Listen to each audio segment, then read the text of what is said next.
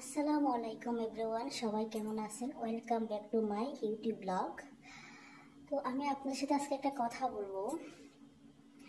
একটা 8 বছরের বাচ্চাকে ধর্ষণ করে তাকে একটা মসজিদের বারান্দাতে রাখা হয়েছে। বুঝতে পারছেন আমরা কোন দেশে বাস করি?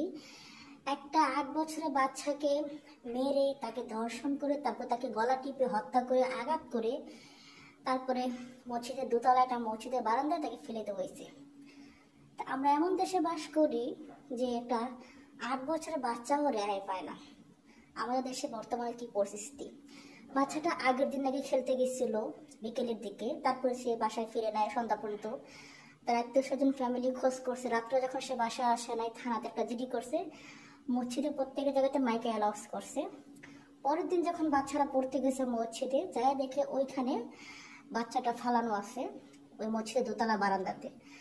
8 বছরের একটা বাচ্চা, তার গায়ে কোনো জামা কাপড় নেই, কিন্তু তার সালোয়ার টোলার খুলে কি অবস্থা করছে বুঝতেই পারছেন। তো আসলে এটা কোনো শত্রুতা না। এই বাচ্চাটার কোনো দোষ আছে? নিষ্পাপ একটা বাচ্চা। এটা এমন কারো লালসার শিকার হয়েছে, সে তাকে দর্শন করার পরে বা ভাবছে যদি তাকে ছেড়ে দেয় সেটা বাচ্চাটা বলে দেবে, তাই তাকে মেরেই ফেলছে। এমনভাবে মারছে, মেয়েটার কতটা শরীরে আঘাত দেখলাম। তার মাটা কানাগাড়ি করে বলতেছিল। আমরা এই এই যে যারা অনেকে বলে যে আমরা বাংলাদেশ আবার স্বাধীন করছি, আসলে কি বলবো, ওদের কথা শুনে আমাদের হাসি পায়। এটাকে স্বাধীনতা বলে? দেশ কয়বার স্বাধীন হয়? দেশটা একবারই স্বাধীন, দেশকে বারবার স্বাধীন হয় না। কিন্তু আমাদের দেশে কোনো আইন নেই। এই যে এতগুলা 5 আগস্টের পর থেকে যতগুলা হত্যার দর্শন, প্রত্যেকটা দিন আপনি শুনবেন দর্শন। যে কুমিল্লা দেখছেন ঘটনা করছে, মুরাদনগরে, এখন দেখেন আবার আরেক জায়গায় ঘটনা করছে। তো একটা 8 বছরের বাচ্চাটা সে রেহাই পেল না, তাকে পাওয়া গেছে মসজিদের বারান্দায়, দোতলা মসজিদের বারান্দায়।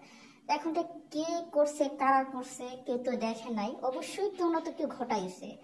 আর এটাকে শত্রুতা বলে না। এই 8 বছর বাচ্চা কোনো শত্রুতা না, এটা কারো লালসা শিকার হয়েছে। আমাদের সমাজে এমনও খারাপ মানুষ আছে, তারা এমন অসভ্য। আমরা হচ্ছি অসভ্য জাতি, ঠিক আছে? আমরা কোনো কিছু লোক সামলাতে পারি না। 8 বছর বাচ্চা হোক আর বয়স্ক বেডি হোক, আমরা কারো লোক সামলাতে পারি না। এই হচ্ছে আমাদের বাংলাদেশের পরিস্থিতি।